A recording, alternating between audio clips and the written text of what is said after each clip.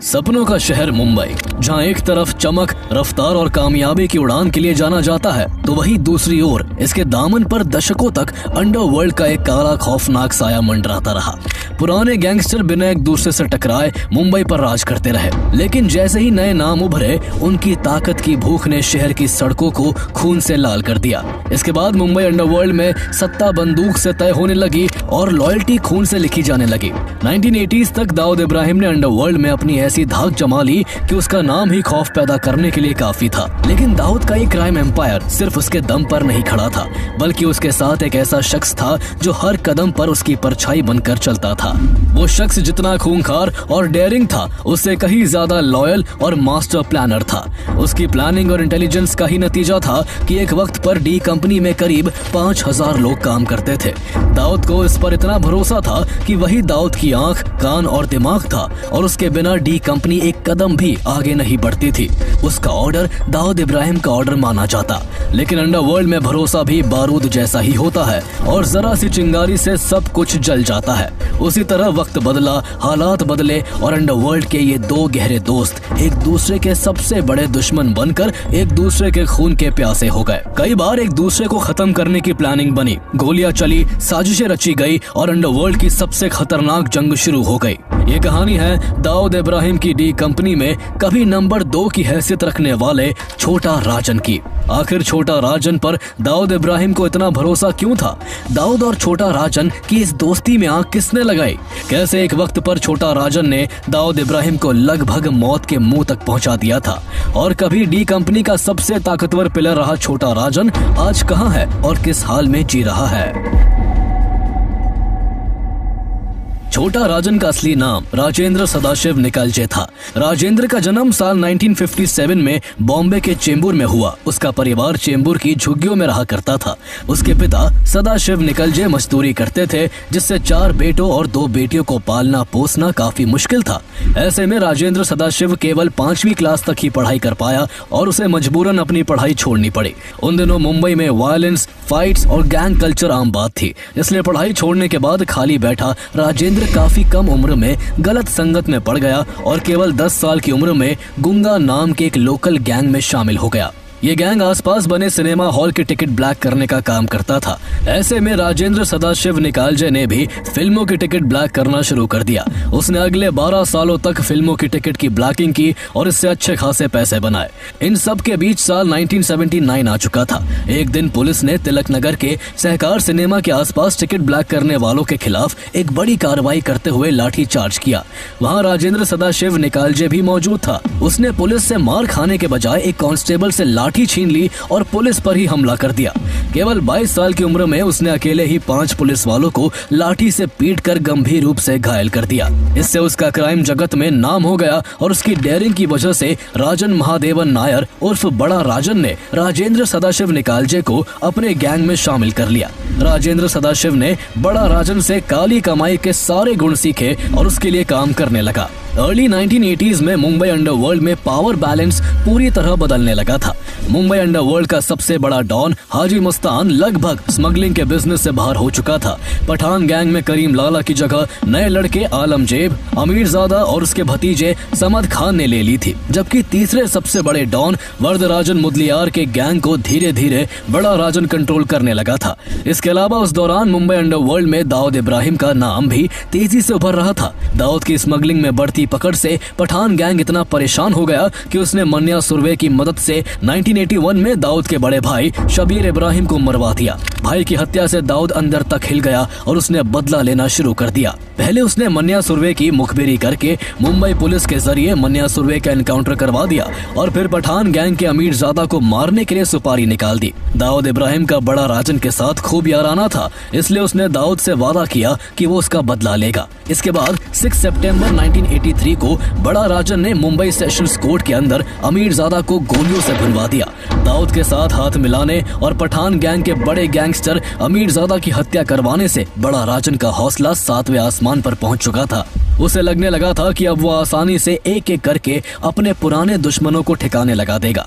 उन दिनों बड़ा राजन की एक लोकल गैंगस्टर अब्दुल कुंजू के साथ बड़ी दुश्मनी थी। अब्दुल कुंजू ने बड़ा राजन की गर्लफ्रेंड को अपने प्यार के जाल में फंसा लिया था और उसी दिन से दोनों एक दूसरे के खून के प्यासे हो गए थे। अब्दुल कुंजू को पता था कि अगर उसने जल्द से जल्द बड़ा राजन को ठिकाने नहीं लगाया तो वो खुद जल्द ही उसके हाथों मारा जाएगा। ऐसे में उसने एस्प्लेनाडे कोर्ट के बाहर 30 सितंबर 1983 को बड़ा राजन को गोलियों से भुनवा दिया। केवल 24 दिनों के अंदर दो बड़े गैंगस्टर्स की हत्या ने पूरे मुंबई को थर्रा दिया। राजेंद्र सदाशिव निकालजे अपने आका बड़े राजन को अपने बड़े भाई जैसा मानता था। जैसे ही उसे बड़ा राजन की हत्या का पता चला, वो गुस्से से बौखला उठा और अब्दुल कुंजू की हत्या करने की कसम खा ली। उसने जल्द ही बड़ा राजन के गैंग को टेक ओवर कर लिया, जिससे उसके साथी उसे छोटा राजन कहने लगे और इस तरह राजेंद्र सदाशिव निकालजे से वो छोटा राजन बन बैठा। इसके बाद छोटा राजन अब्दुल कुंजू की जान के पीछे पड़ गया।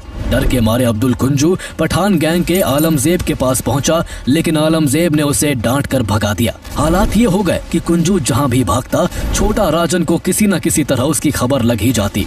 कुंजू को अब अपनी जान बचाने के लिए जेल से बाहर कोई भी जगह सुरक्षित नहीं लग रही थी, इसलिए 9 अक्टूबर 1983 को उसने मुंबई क्राइम ब्रांच जाकर सरेंडर कर दिया। 22 जनवरी 1984 को जब कुंजू को पेशी के लिए विक्रोली कोर्ट ले जाया जा रहा था तो छोटा राजन ने उस पर अंधाधुंध गोलियां चलाई, लेकिन इस गोलीबारी में कुंजू को सिर्फ कंधे में एक गोली लगी और उसकी जान बच गई। मगर इस हमले के बाद कुंजू अपना मानसिक संतुलन खो बैठा। उसे हर जगह छोटा राजन दिखने लगा। वो जेल में रात को अचानक नींद से जाग जाता और डर के मारे चीखने लगता। चूंकि कुंजू को कंधे में गोली लगी थी और जेल में उसे अच्छा इलाज नहीं मिल पा रहा था, इसलिए 25 अप्रैल 1984 को पुलिस उसे इलाज के लिए जे हॉस्पिटल ले गई। लेकिन इसकी खबर छोटा राजन को लग गई। छोटा राजन ने कुंजू को ठिकाने लगाने की एक जबरदस्त प्लानिंग की। उसने अपने हाथ पर प्लास्टर करवाया ताकि लोगों को लगे कि उसका हाथ टूटा हुआ है और उसी प्लास्टर के अंदर गन छुपाकर जे हॉस्पिटल में एक पेशेंट की बेंच पर बैठ गया। कुछ देर बाद जब कुंजू पुलिस प्रोटेक्शन में डॉक्टर के कैबिन से बाहर निकला, छोटा राजन ने हाथ के प्लास्टर की परत जमीन पर गिरा दी और उससे गन निकालकर अब्दुल कुंजू और पुलिस वालों पर गोलियों की बौछार कर दी। इस गोलीबारी में एक दूसरा पेशेंट मारा गया, लेकिन अब्दुल कुंजू के सिर्फ कंधे पर एक और गोली लगी और वो किस्मत से एक बार फिर बच गया। इसके बाद छोटा राजन वहां से फायरिंग करते हुए फरार हो गया। छोटा राजन जिस तरह अपने आका की हत्या के बदले के लिए अब्दुल कुंजू के पीछे पड़ा था और उसे मारने के लिए एक के बाद एक जबरदस्त प्लानिंग कर रहा था, इससे दाऊद इब्राहिम काफी इम्प्रेस था। दाऊद को सबसे ज्यादा छोटा राजन की लॉयल्टी अट्रैक्ट कर रही थी। उसे लगता था कि जो लड़का अपने आका की मौत के बाद भी उसके लिए इस हद तक जा सकता है, वो उसके काम आ सकता है। बड़ा राजन से दाऊद की काफी अच्छी दोस्ती भी थी, इसलिए एक दिन दाऊद इब्राहिम ने छोटा राजन को अपने गैंग में शामिल होने का ऑफर दिया। छोटा राजन भी मुंबई अंडरवर्ल्ड में बड़ा नाम बनाने को बेताब था, इसलिए उसने तुरंत दाऊद के ऑफर को एक्सेप्ट कर लिया। आगे चलकर दाऊद का छोटा राजन पर यह भरोसा बिल्कुल सही साबित होने वाला था। छोटा राजन अपने कारनामों से न सिर्फ दाऊद की डी कंपनी को नई ऊंचाइयों तक पहुंचाने वाला था, बल्कि दाऊद का विश्वास जीतकर उसका राइट हैंड भी बनने वाला था। छोटा राजन जब दाऊद से जुड़ा तो उसका काम बड़े बिजनेसमैन से प्रोटेक्शन रैकेट के तहत पैसे कलेक्ट करना, लैंड डिस्प्यूट्स में मसल पावर का इस्तेमाल कर जमीन में डी कंपनी का हिस्सा दिलवाना और दाऊद के एक इशारे पर उसके किसी भी दुश्मन को ठिकाने लगाना था। कुछ ही वक्त में छोटा राजन अपने शातिर दिमाग और प्लानिंग के कारण इतना फेमस हो गया कि जब भी मुंबई में रियल एस्टेट की कोई डील होती, उसमें उसका नाम जरूर आता। साल 1984 में उसने दाऊद के कहने पर उसके दुश्मन और करीम लाला के भतीजे समद खान की हत्या की साजिश भी रची। समद खान को नई नई लड़कियों के साथ संबंध बनाने का शौक था। ऐसे में छोटा राजन ने समद की इसी आदत का इस्तेमाल कर उसे मारने की साजिश रच दी। 4 अक्टूबर 1984 को समद खान जब अपनी माशूका शिल्पा से मिलकर उसके अपार्टमेंट में लगे लिफ्ट से बाहर निकल रहा था तो उसे लिफ्ट के बाहर बंदूक से लैस छोटा राजन, अब्दुल हामिद, अली अंतुले और दाऊद इब्राहिम दिखाई दिए। समद जब तक बोलने के लिए मुंह खोल पाता, उससे पहले ही चारों ने उस पर अंधाधुंध फायरिंग कर दी और 19 गोलियां मारकर समद को वही ढेर कर दिया। इस तरह दाऊद का छोटा राजन पर धीरे धीरे भरोसा बढ़ता ही चला गया। उनके बीच का रिश्ता सिर्फ बॉस और गुर्गे का न रहकर दोस्त और पार्टनर का हो चुका था, जिस पर दाऊद आंख मूंद कर भरोसा कर सकता था। मुंबई अंडरवर्ल्ड में हर तरफ दोनों की पार्टनरशिप की चर्चा होने लगी। जैसे जैसे भरोसा बढ़ा, वैसे वैसे राजन का इन्फ्लुएंस भी फैलने लगा। उसका असर होटल्स, बिल्डर्स और फिल्म इंडस्ट्री तक पहुंचने लगा। कई फिल्म प्रोजेक्ट्स में उससे क्लियरेंस लेना जरूरी माना जाने लगा। दाऊद ने छोटा राजन को स्मगलिंग रूट्स की भी रिस्पॉन्सिबिलिटी दे दी, जिससे उसकी रीच मुंबई से बाहर भी फैलने लगी। राजन ने डी कंपनी में भारी संख्या में लोकल लोगों को ज्वाइन करवाया, जिससे डी कंपनी के लिए काम करने वाले गुर्गों की संख्या करीब 5000 हो गई। राजन की वजह से साधु शेट्टी, मोहन कोटियान, गुरु साटम, रोहित वर्मा और भारत नेपाली जैसे लोग भी उससे जुड़ गए थे। साल 1986 में छोटा राजन ने दाऊद के साथ मिलकर करीम लाला के भाई रहीम खान को भी मार डाला। लेकिन यह साल दाऊद इब्राहिम के लिए इंडिया में आखिरी साल भी साबित हुआ। दाऊद के ऊपर मुंबई में हत्या, एक्सटॉर्शन और स्मगलिंग समेत कई चार्जेस थे और पुलिस कमिश्नर DS सोमन ने दाऊद को पकड़ने के लिए फौरी वारंट जारी कर दिया था। इसलिए वो जान बचाने के लिए अपने परिवार और कुछ करीबियों के साथ भारत छोड़कर दुबई भाग निकला। भारत छोड़ने के बाद दाऊद ने इंडिया में डी कंपनी को ऑपरेट करने की जिम्मेदारी अपने सबसे भरोसेमंद साथी छोटा राजन को सौंप दी। अपने हाथ में पावर आते ही छोटा राजन ने डी कंपनी को इकोनॉमिकली और स्ट्रॉन्ग करना शुरू कर दिया। उन दिनों महाराष्ट्र में CIDCO यानी city and industrial development corporation tender system के जरिए रोड्स, ड्रेनेज, सीवेज और प्लॉट्स के कॉन्ट्रैक्ट्स देता था। छोटा राजन के डर से सिर्फ वही कॉन्ट्रैक्टर्स टेंडर भर पाते थे जो उसे हर कॉन्ट्रैक्ट से 5% तक का कट देते थे। इस तरह छोटा राजन केवल CIDCO के कॉन्ट्रैक्ट से सालाना करीब 3 करोड़ रुपए कमा रहा था। इसके अलावा वो हर बड़े होटल और बार ओनर से भी भारी फिरौती वसूलता था। मुंबई में जब भी कोई बिल्डर नया प्रोजेक्ट शुरू करता, छोटा राजन के आदमी उसे फोन कर धमकाते और वो बिल्डर इतना डर जाते कि पैसा उस तक पहुंचा देते थे। कहा जाता है कि वसूली से छोटा राजन हर महीने 80 लाख रुपए कमाता था। इन सब के अलावा छोटा राजन के पास मुंबई में 122 बेनामी होटल्स और पब्स थे। छोटा राजन को जो बात दूसरे गैंगस्टर से अलग बनाती थी, वो उसके बदले को कभी ना भूलने की आदत और अपने आका के लिए कुछ भी कर गुजरने की शिद्दत थी। बड़ा राजन को मरे 3 साल बीत चुके थे और उसके गैंग का हर मेंबर इस बात को लगभग भूल चुका था। इस समय तक अब्दुल कुंजू भी जेल से बाहर आ चुका था और बेखौफ होकर खुलेआम मुंबई की गलियों में घूमने लगा था। साल 1987 में वो चेंबूर के क्रिकेट ग्राउंड में अपने कई आदमियों के साथ क्रिकेट खेल रहा था कि तभी छोटा राजन के आदमियों ने अचानक कुंजू पर हमला कर उसे गोलियों से छल्ली कर दिया। इस दौरान डी कंपनी के अलावा मुंबई में अरुण गवली की गैंग भी पैर पसार रही थी। दाऊद और अरुण गवली में 36 का आंकड़ा था और दोनों की गैंग्स आपस में भिड़ती रहती थी। ऐसे में छोटा राजन ने एक दिन गैंगस्टर अशोक जोशी को मौत के घाट उतरवा दिया, जिसको अरुण गवली अपना मेंटर मानता था। इससे अरुण गवली आग बबूला हो गया और छोटा राजन के पीछे हाथ धोकर पड़ गया। छोटा राजन के मन में भी अरुण गवली का डर रहने लगा कि कहीं वो उसकी हत्या न करवा दे। वहीं दूसरी तरफ दुबई में दाऊद अपने क्रिमिनल एम्पायर को और बड़ा करना चाहता था, इसलिए उसने साल 1987 में छोटा राजन को दुबई बुलवा लिया।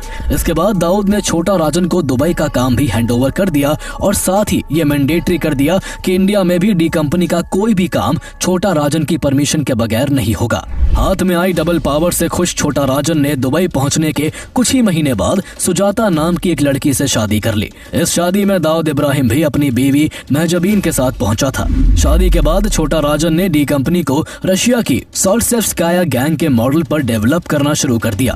उसने कई मुस्लिम गैंग के साथ अलायंसेस बनाए। उसके कनेक्शंस का ही कमाल था कि कराची अंडरवर्ल्ड की मुहाजिर माफिया और टर्किश सिप्रस अंडरवर्ल्ड ने भी डी कंपनी से हाथ मिला लिया था। छोटा राजन के ऑपरेशनल कंट्रोल में आने के बाद महाराष्ट्र के नॉन मुस्लिम लड़के भी बिना किसी कम्युनल हेजिटेशन के गैंग से जुड़ने लगे थे। जैसे जैसे छोटा राजन पावरफुल होता जा रहा था, उसकी ताकत से डी कंपनी के अंदर ही उसके दुश्मन बढ़ने लगे थे।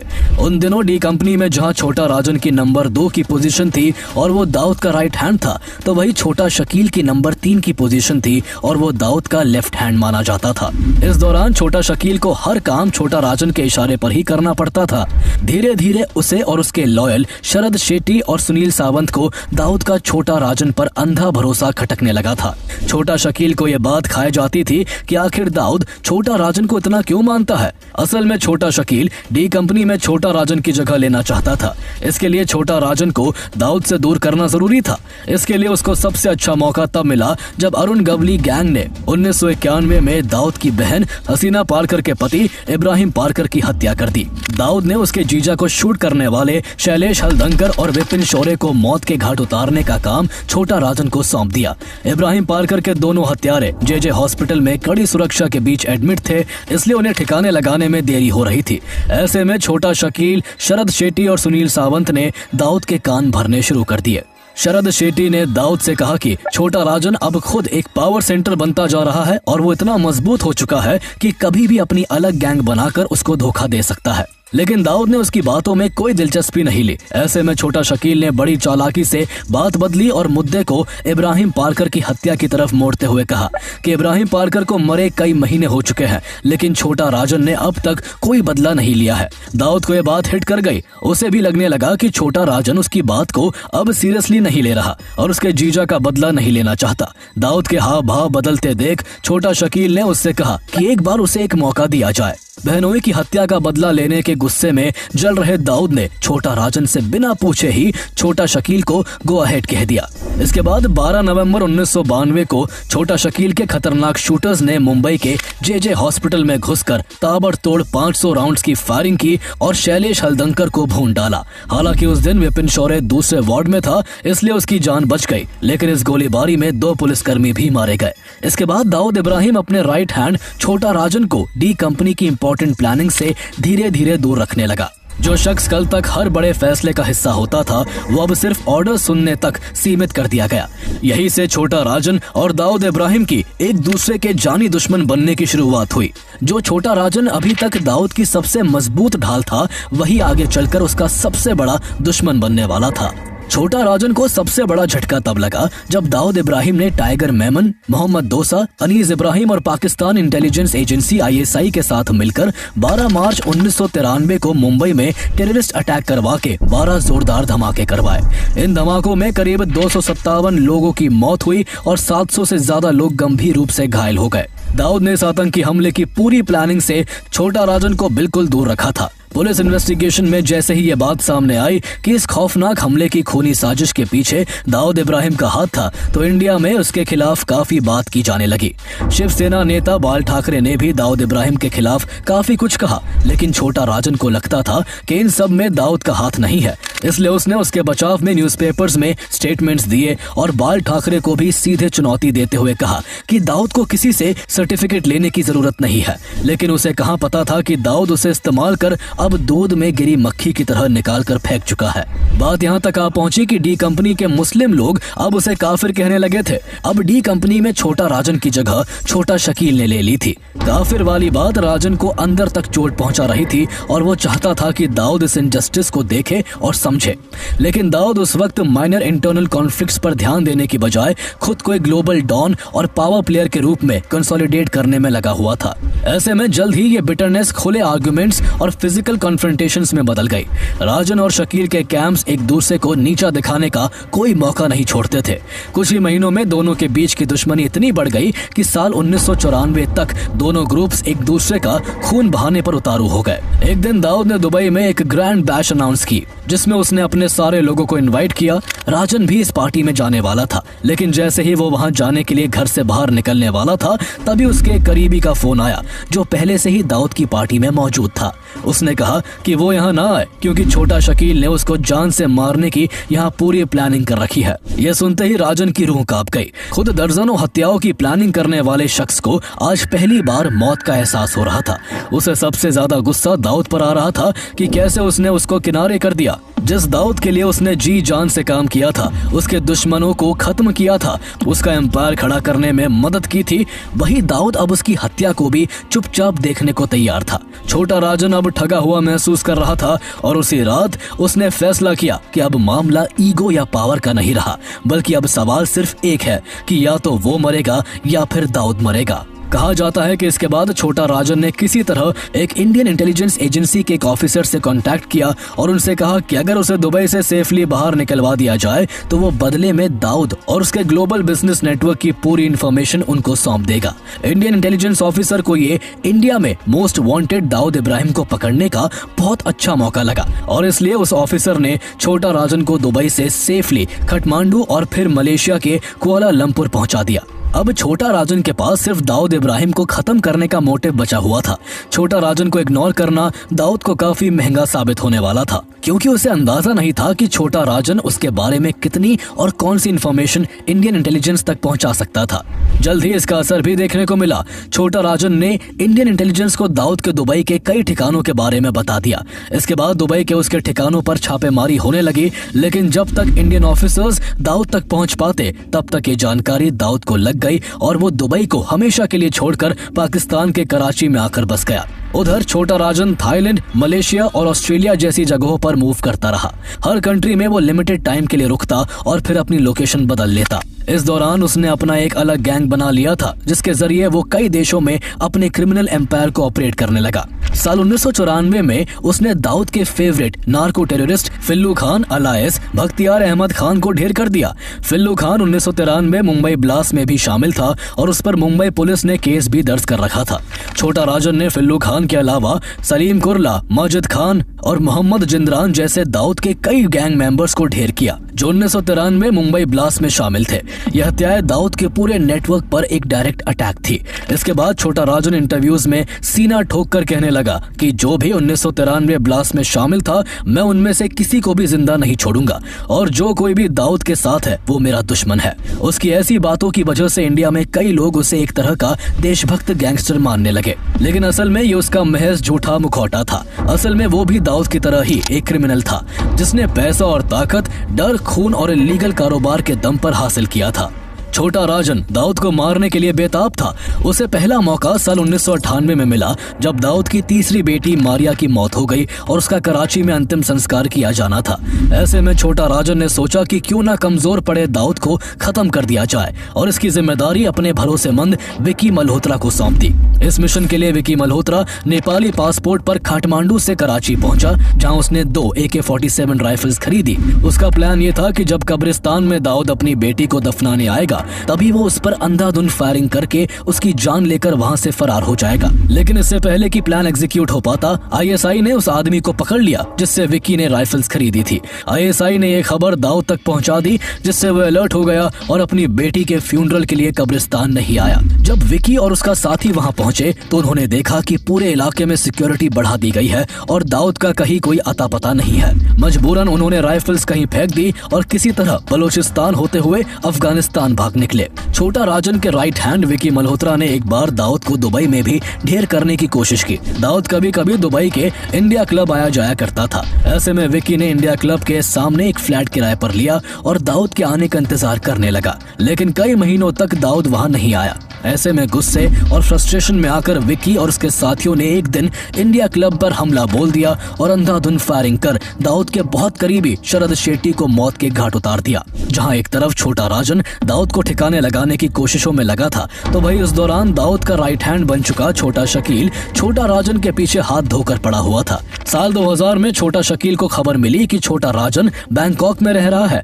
ऐसे में छोटा शकील ने तुरंत उसकी हत्या के लिए अपने आदमी मुन्ना झिंगाड़ा को कुछ गुर्गों के साथ बैंकॉक भेज दिया। इसके बाद उन लोगों ने छोटा राजन के अपार्टमेंट पर अंधाधुंध फायरिंग की, जिसमें छोटा राजन के कई करीबी घायल हुए और इस दौरान छोटा राजन के पेट में भी एक गोली लगी। डी कंपनी के अंदर ये चर्चा तेज हो गई कि छोटा राजन बैंकॉक में मारा जा चुका है, लेकिन CBI को खबर मिली कि राजन अभी भी जिंदा है और बैंकॉक के एक हॉस्पिटल में फेक नाम से उसका ट्रीटमेंट चल रहा है। चूंकि छोटा राजन इंडिया में कई मामलों में गुनहगार था, इसलिए CBI की एक टीम उसको पकड़ने थाईलैंड रवाना हो गई। लेकिन इससे पहले कि CBI वहां पहुंचती, छोटा राजन को इस ऑपरेशन की भनक लग गई और वो हॉस्पिटल से फरार हो गया। ये कितनी बड़ी आर्मी थी कि एक तरफ इंडियन इंटेलिजेंस एजेंसी ने छोटा राजन को दुबई से निकालकर उसे सेफ पैसेज दिलवाया था और दाऊद इब्राहिम तक पहुंचने के लिए उसे एक एसेट की तरह इस्तेमाल करने की कोशिश कर रही थी, तो वही दूसरी तरफ इंडिया की ही दूसरी एजेंसी CBI उसी छोटा राजन को पकड़ने के लिए इंटरनेशनल लेवल पर चेस कर रही थी।